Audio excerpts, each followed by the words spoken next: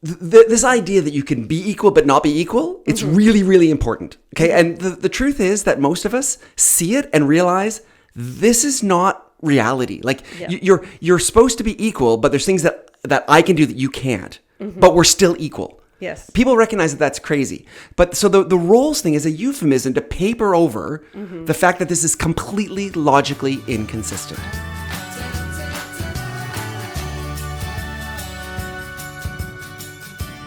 So the first one I want to do, okay, is God created men and women to be of equal value, but different roles. Roles is such a euphemism. Yes. And can I deal with this point? Because sure. I this is my big point that I do on social media all the time. Okay.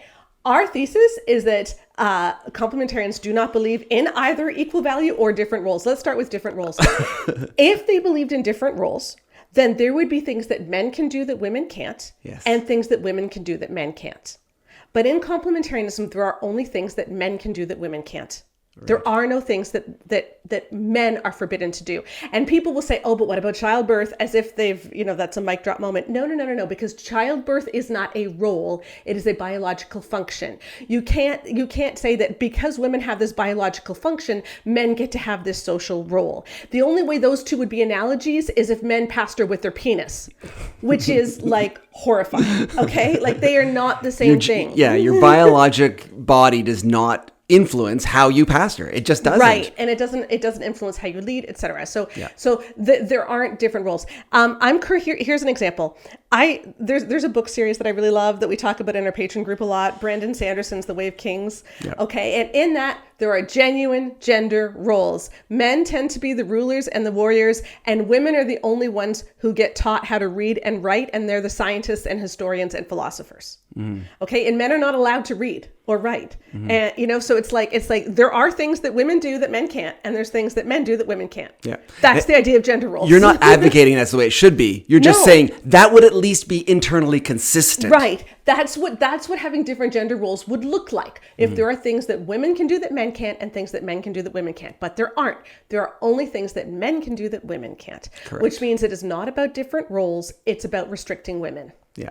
Okay. Yeah. All right. Now let's do the equal value. Right. Do you want to do the equal value? This idea that you can be equal but not be equal, it's really, really important. Okay. And the truth is that most of us see it and realize this is not reality. Like you're supposed to be equal, but there's things that I can do that you can't, but we're still equal. Yes. People recognize that that's crazy.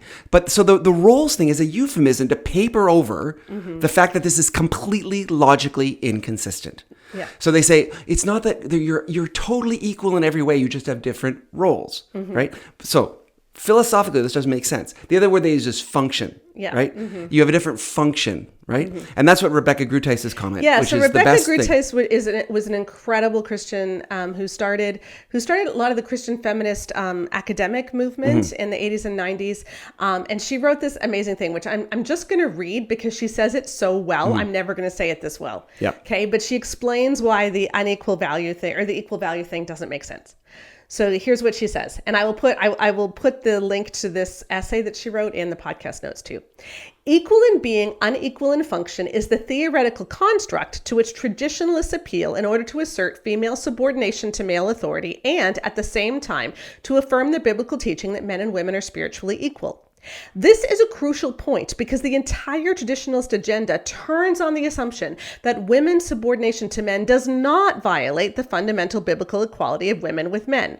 If it can be shown that the subordination traditionalists prescribe for women entails an inferiority, not merely of function but also of being, then the traditionalist agenda, as currently expressed, is internally incoherent. It contradicts itself. Okay, before I read more, do you want to just explain that to people who may have gotten confused? Oh my gosh. Well, first, can I just actually take a little bit of a sideline here? Because the first thing is she's talking about the traditionalist view. Yeah.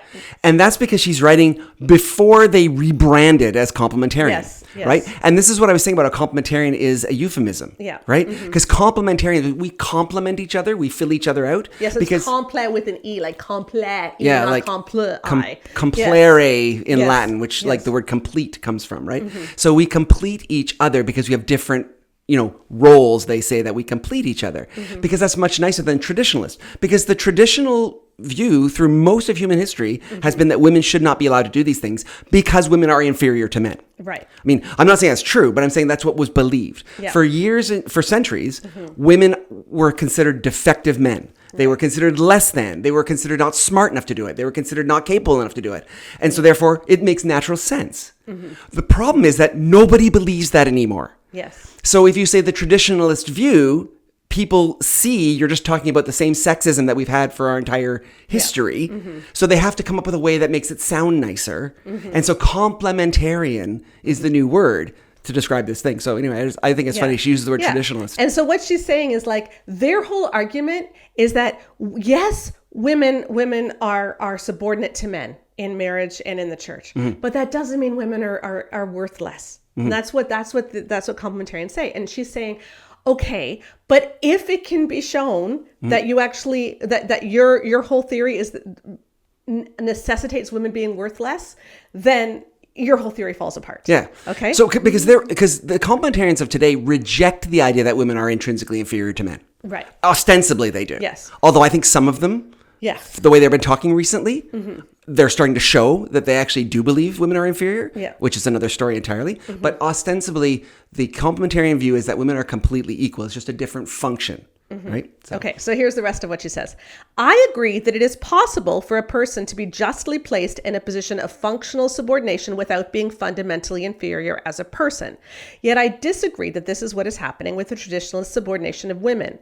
Female subordination is very different from functional subordination. In functional subordination, roles are assigned and accepted for the purpose of accomplishing a certain function and with a view to individuals' differing abilities in performing particular tasks.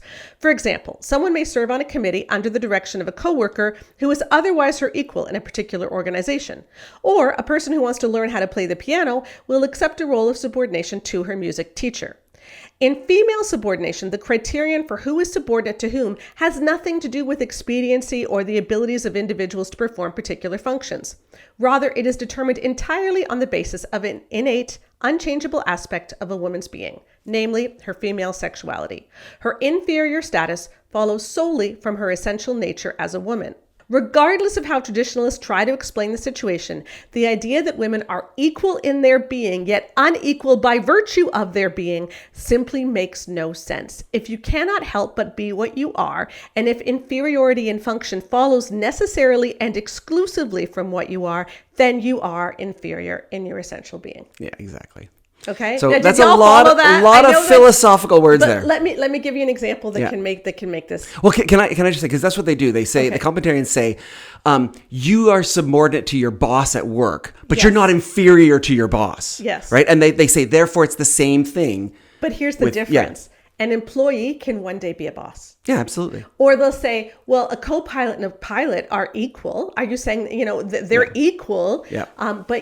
But a co-pilot can eventually be a pilot. And that's why these arguments don't work when it comes to women and men. Yeah. Because no matter what happens, a woman can never be anything other than a woman. And it is because she is a woman that she is considered functionally inferior and subordinate. Yeah. And that's the problem. If the reason that she's subordinate is because she's a woman, then being a woman does make you inferior. And that's what they wanted. Exactly. Because the traditionalist view was women are inferior to men, therefore they're barred from these positions.